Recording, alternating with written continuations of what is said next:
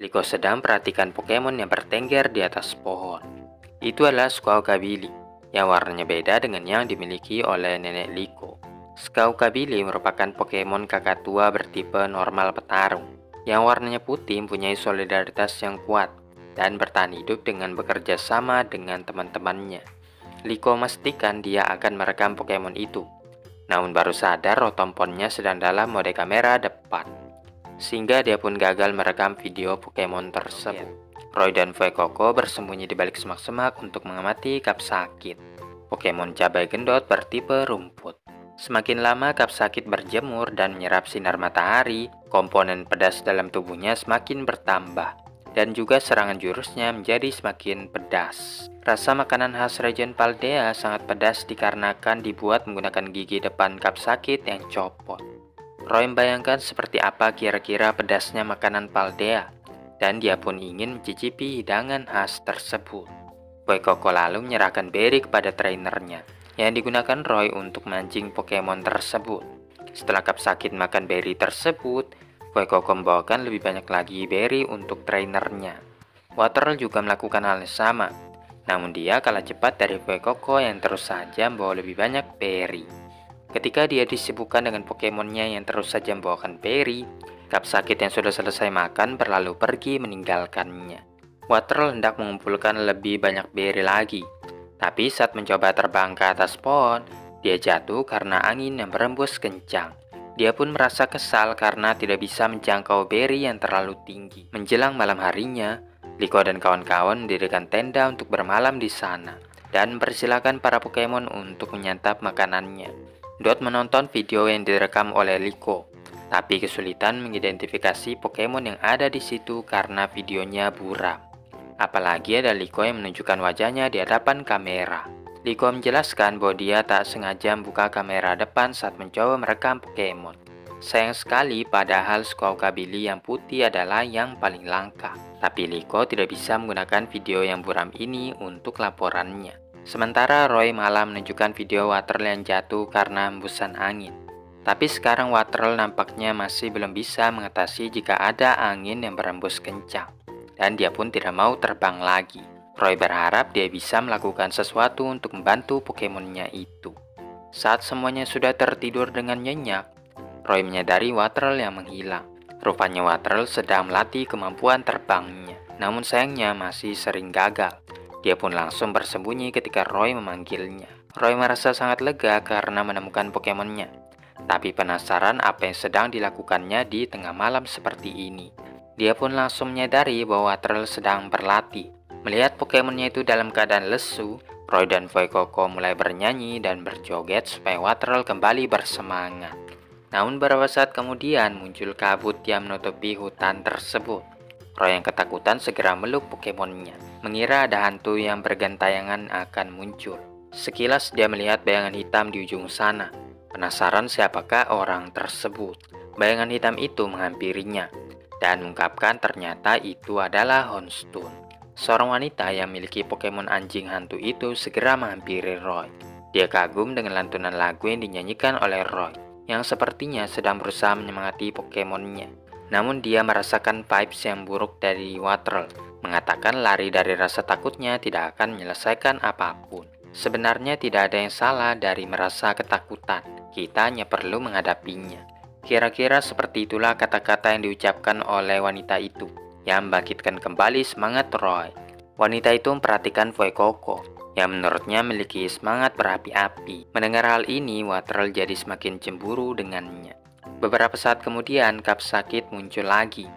Yang anehnya, Pokemon yang menyukai sinar matahari malah berkeliaran di malam hari. Ketika sedang bernyanyi bersama wanita itu, Roy baru ingat dengan laporannya, dan langsung merekam Capsakid karena berkeliaran di malam hari pasti adalah momen yang langka untuk Pokemon tersebut. Begitu Roy menengok ke belakang untuk merekam Houndstone, tiba-tiba saja wanita misterius itu telah lenyap. Singkat cerita, Liko pun pergi lagi untuk mencari Pokemon liar dan menemukan Squawkabilly yang berwarna putih sama seperti hari kemarin. Namun saat dia hendak merekamnya, Pokemonnya datang menghampiri. Meskipun dia sudah memperingatkan untuk jangan ribut, namun Pokemonnya malah bertambah nyaring saja, menyebabkan Squawkabilly itu akhirnya kabur. Sedangkan Roy masih berpikiran mungkin Kapsakit masih berada di sekitar sini. Jadi dia pun menunggunya dengan sabar. Waterl bertekad untuk memetik beri yang tidak bisa dia jangkau. Sementara Fuecoco dapat dengan mudah mengambilnya dan berikannya kepada Pokemon lainnya. Fuecoco yang menyadari Waterl menginginkan beri tersebut segera memetikannya. Tapi bukannya senang, dia malah marah dan melemparkan beri itu ke wajah Fuecoco. Fuecoco pun balas serangannya sehingga terjadilah pertengkaran antar Pokemon tersebut. Roy segera menghentikan pertengkaran itu, memohon kepada Waterl agar jangan bertindak kasar karena mereka semua adalah teman. Namun lagi-lagi Waterl menghilang begitu saja. Roy dan Fuecoco pun segera mencari Pokemon yang menghilang tersebut dan secara atas sengaja malah menemukan Kapsakit yang berada di bawah tebing. Dikarenakan Pokemon itu tidak bisa naik lagi ke atas, maka Roy pun akan bantunya. Ketika Roy berdiri di ujung tebing, dia mengingatkan Fuecoco untuk tetap diam di situ, karena takut nanti Pokemon itu tenggelam kalau mengikutinya. Jadi daripada nanti repot, maka Fuecoco pun milih untuk menunggu saja. Tapi saat itu tanah yang dipijaknya tiba-tiba runtuh, dan Fuecoco pun kaget karenanya. Teriakan itu didengar oleh Waterl yang kebetulan berada di sekitar situ. Untungnya Roy masih selamat dan berhasil mencapai sisi sebelahnya. Fuecoco juga merasa bersyukur karena trainernya tidak terluka sedikit pun. Roy kemudian mengajak Kapsakit untuk kembali ke atas. Akan tetapi Kapsakit yang masih belum percaya dengannya malah menggigit tangannya. Jarinya langsung gatal-gatal setelah digigit Pokemon tersebut. Belum lagi Kapsakit juga menembakkan peluru ke arahnya. Dan Roy yang makannya langsung kepedasan. Tapi beberapa saat kemudian, dia pun bisa menerima rasa pedas tersebut, bahkan menikmatinya. Membuat Kapsakit terheran-heran dibuatnya. Roy yang telah mencicipi rasa pedas itu, akhirnya bisa menuliskannya di laporannya. Setelah melihat tingkah laku Roy yang sepertinya tidak berniat untuk menyakitinya, akhirnya Kapsakit pun mau untuk diselamatkan olehnya. Diam-diam Waterl juga memperhatikan betapa baiknya trainernya tersebut. Jadi ketika Roy kebingungan bagaimana caranya menyeberangi jalan yang rusak, Waterl pun terbang menghampirinya. Namun dia terhempas angin yang kencang dan hampir saja tercebur ke dalam air. Sehingga Roy pun menyuruhnya untuk menyelamatkan Kapsakit dulu. Sedangkan teman-temannya juga penasaran mengapa Roy belum juga kembali-kembali. Sampai kemudian Hatenna merasakan sesuatu, dan Floragato pun bimbing mereka menuju ke arah tersebut. Waterl berjuang sekuat tenaga untuk bisa terbang lagi ke atas, tapi selalu saja jatuh karena angin yang kencang. Namun setelah beberapa kali percobaan, dia pun berhasil meraih Kapsakit dan bawanya terbang ke tempat yang aman. Roy pun sangat senang karena Pokemon-Pokemonnya itu kembali akrab seperti sedia kala. Liko dan yang lainnya yang baru saja sampai ke sana lalu menanyakan di mana Roy berada dan melihatnya sedang berusaha manjat ke atas tebing. Ini sangat berbahaya karena angin sedang berembus dengan kencangnya. Dan meskipun Roy meyakinkan bahwa dia ahli manjat, teman-temannya yang khawatir menyuruhnya untuk jangan bergerak dulu dari situ. Tapi pada kenyataannya saat Roy mencoba mendaki tebing itu, dia pun jatuh juga. Secara spontan Waterl langsung terbang ke arahnya, tanpa memperdulikan bahwa dia juga akan tercebur ke dalam air. Akan tetapi berkat keberaniannya tersebut, Pokemon itu akhirnya berevolusi menjadi Kilowattro. Roy menatap Pokemonnya dengan bangga karena dia lagi-lagi berhasil mengatasi rasa takutnya. Dan mereka berdua pun terbang tinggi ke langit-langit. Kilowattro merupakan brigade Pokemon bertipe listrik dan terbang. Kilowattro menggembungkan kantong tenggorokannya untuk menambahkan daya listriknya. Pokemon ini menaiki angin dan bisa terbang sejauh 700 km dalam sehari. Setelahnya Kilowattro pun mendaratkan trainernya dengan aman, dan Roy pun langsung meluknya dengan erat. Liko dan kawan-kawan mencari Pokemon yang bukan berasal dari dunia ini, seperti yang dibicarakan oleh trainer misterius sebelumnya.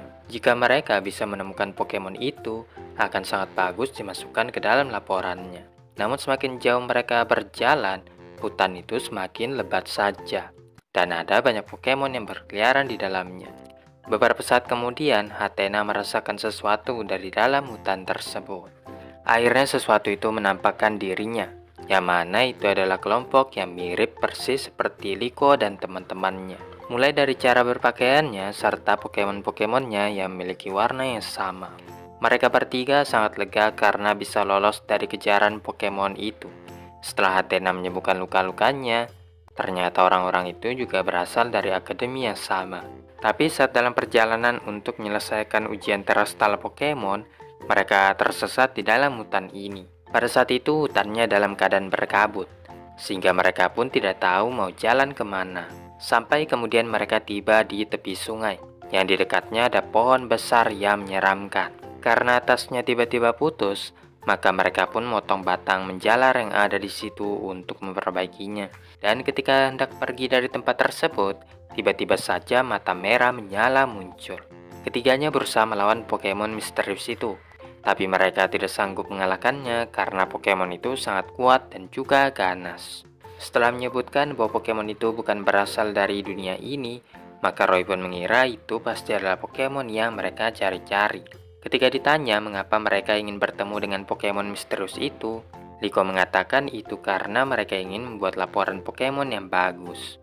Meskipun sudah diperingatkan untuk jangan mendekati Pokemon yang berbahaya itu, tapi Roy meyakinkan selama mereka bekerja sama, Pokemon itu pasti bisa ditaklukkan. Daripada repot urusannya, maka mereka pun memilih pergi meninggalkan Liko dan teman-temannya. Tidak lupa berterima kasih karena telah menolong mereka. Singkat cerita, Liko dan kawan-kawan pun masuk lebih dalam ke hutan yang berkabut. Saat itu mereka melihat Monkey yang berlarian ke tempat lain. Dan tak lama setelahnya, Pokemon misterius itu muncul di hadapan mereka. Setelah dicek menggunakan Pokédex, itu ternyata adalah Anilhead, Pokemon monyet bertipe petarung dan hantu yang suka mengamuk. Ketika amarahnya mencapai critical point, maka Pokemon ini akan memperoleh kekuatan yang luar biasa. Anilhead kemudian mulai meninju-ninju apapun yang ada di hadapannya. Liko dan kawan-kawan yang menyadari mereka tidak akan sanggup untuk mengalahkan Pokemon monyet itu, lalu merintahkan Pokemon-Pokemonnya untuk mengalihkan perhatian Anilhead, sehingga mereka pun bisa melarikan diri. Liko dan kawan-kawan berada di tepi sungai yang dekat dengan pohon menyeramkan. Monkey berkumpul di tempat tersebut dan langsung mengepung Liko dan kawan-kawan setelah menyadari keberadaan mereka. Karena mereka sangat mirip dengan 3 orang yang pernah mampir ke tempat tersebut dan dianggap telah mencemari wilayah yang sakral ini, maka Monkey pun melemparkan batu ke arah Liko dan kawan-kawan. Apa boleh buat, Liko dan kawan-kawan merintahkan Pokemon mereka untuk menghadapi Monkey. Dan ketika Terapagos hampir saja terkena batu, Hatenna menggunakan Psikis untuk menghentikannya. Anilhead akhirnya datang, yang sepertinya merupakan Pokemon yang paling dihormati di wilayah ini. Anilhead kemudian melancarkan Shadow Ball yang masih bisa ditahan oleh Pokemon-Pokemon tersebut. Namun setelah diserang habis-habisan, ternyata Anilhead itu masih bisa bertahan. Nampaknya satu-satunya cara untuk mengalahkannya adalah dengan menyerangnya secara bersamaan. Tapi cara tersebut ternyata juga tidak berhasil. Monkey kini mulai mengeroyok Anilhead karena dia telah menyerang kelompok Pokemon monyet tersebut. Di tengah-tengah pertarungan itu, Hatenna menunjukkan buah yang ada di seberang. Dan batang menjalar yang digunakan untuk memperbaiki tas sebenarnya adalah cara untuk bisa berayun ke sana. Pokemon-Pokemon monyet itu jadi marah karena mereka tidak bisa menjangkau makanannya lagi. Liko dan kawan-kawan pun membuatkan jembatan yang baru supaya semua Pokemon itu bisa menyeberang dan mengambil makanannya. Anilhead dan Monkey melihatnya lalu menghentikan pertengkaran mereka dan bergegas ke seberang untuk mengambil buah-buahan. Pokemon itu kini terlihat lebih ceria setelah mendapatkan apa yang mereka mau. Namun saking senangnya mereka malah melompat-lompat dan menyebabkan batu yang ada di atas tebing berguling ke bawah. Beberapa saat kemudian Pokemon itu pun mulai baku hantam lagi, dan ini salah mereka sendiri karena terlalu berisik. Namun juga berkat pertempuran itu, beberapa Monkey kini berevolusi menjadi Anilhead. Anilhead kembali mengamuk dan saling bertarung lagi. Liko dan kawan-kawan tentunya sudah tidak bisa mendekat karena takut terhadap Pokemon yang ganas itu. Akan tetapi Hatenna memberanikan dirinya untuk menghentikan pertengkaran itu. Ketika dia hampir saja diremukkan oleh Pokemon monyet hantu, tiba-tiba saja Hatenna berevolusi menjadi Hatterene. Hatterene merupakan Pokemon hening tipe psikis. Begitu menemukan siapapun yang mengantarkan emosi yang kuat, Hatterene membuat mereka pingsan dan diam dengan memukul mereka menggunakan kepang di kepalanya. Tapi setelah mengalahkan Pokemon-Pokemon tersebut, dia pun langsung menyembuhkannya lagi. Sekarang keadaan jauh lebih tentram dengan para Pokemon yang menikmati makanannya. Dan ini adalah saat yang tepat untuk merekam aktivitas Pokemon tersebut. Tapi sayangnya mereka tidak sempat merekam Hatterene saat mengalahkan Anilhead tadi. Liko pun sangat senang karena Pokemonnya telah berevolusi.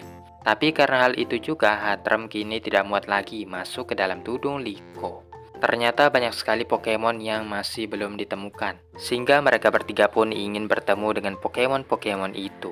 Dengan demikian, Liko dan kawan-kawan melanjutkan perjalanan pulang menuju Naranja Academy.